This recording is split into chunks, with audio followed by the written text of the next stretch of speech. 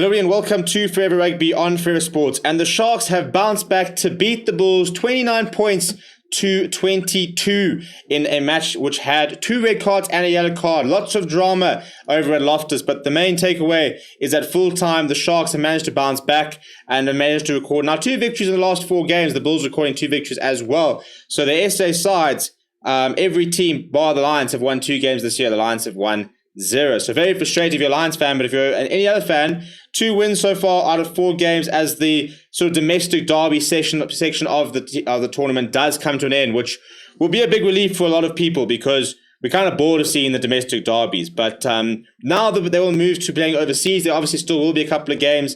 The Sharks versus the Bulls. So the Sharks versus the Lions still needs to happen. The Bulls versus the Stormers still needs to happen. There's one more game. But the next time we will see our South African teams, they will be playing against different opposition. In terms of this match, everything changed in the 10th minute. Monde red carded for a late tackle and swinging elbow on Lakanya. Completely the correct call. If you don't think it's a red card, you don't understand the letter of the law. He came with a swinging arm. He made contact with Lakanya sort of neck and shoulder and head over here. It was late as well. And the way the rule works is you start at a red card and then you work down. So, you sit there going, right, well, it's a red card for foul play. What's the mitigation? And it was late. So it was high. There was swinging force. There was no mitigation. It has to be a red card. And that's kind of what put the Bulls in the back foot. But the Sharks initially were struggling to make it count. Eventually they managed to score 2 tries and sort of be able to make it and start making it count. But, the Bulls managed to hit back, and that was a big moment. But unfortunately, just as they hit back, immediately off the kickoff, suddenly Lakanya a moment of brilliance, taking the ball and scoring a try. And as a result, the Sharks went into halftime 19 points to 5. And suddenly you're thinking, they're in the driving seat. But things did change when Grant Williams was sent off. He also got red carded in the second half. Also a big moment. I think it's a bit of a tricky one, that one, because I think it's not as simple as the Monde State incident, because he was very upright in the tackle, which is the issue, and there was a head-on-head collision. So he led with his head, which is where the issue was. His shoulder and stuff like that he was going for a ball and all tackle, so he's trying to wrap the ball up. So he makes contact, shoulder around here, but because it's head-on-head contact, that's what was deemed to be foul play, and they said that there was no mitigating factors, which is why he was sent off. So the Bulls were handed a chance when Sapiro Mantasima went over in the 74th minute, and Madosh Tamwe went over in the 77th minute. Unfortunately, Morne staying off, and then Chris Smith off with a concussion as a result of the tackle from Grant Williams. No place kicker for the Bulls, and David Creel unable to slot the 2 conversions, which is why there was that deficit. And then the Bulls, in trying to run it from deep, conceded a penalty in the last minute of the game, and Curran Boss slots it to make 22 points to 29.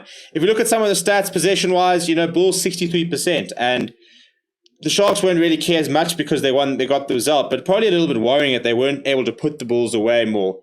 When they did have a one-man advantage for the majority of the game. So to not have that much possession would be a little bit worrying, but I suppose the defense did its job. They beat more defenders than the Bulls. They didn't offload as much. I thought there were a couple of passages where the Bulls' offload game was very impressive, and it was good to see them trying to play some nice rugby. A couple of turnovers for the Bulls. 20 missed tackles for the Sharks compared to 8 from the Bulls, but the Sharks having to make 102 tackles compared to the Bulls making just 45. The breakdown was fairly even. Bulls probably better, stronger across the night.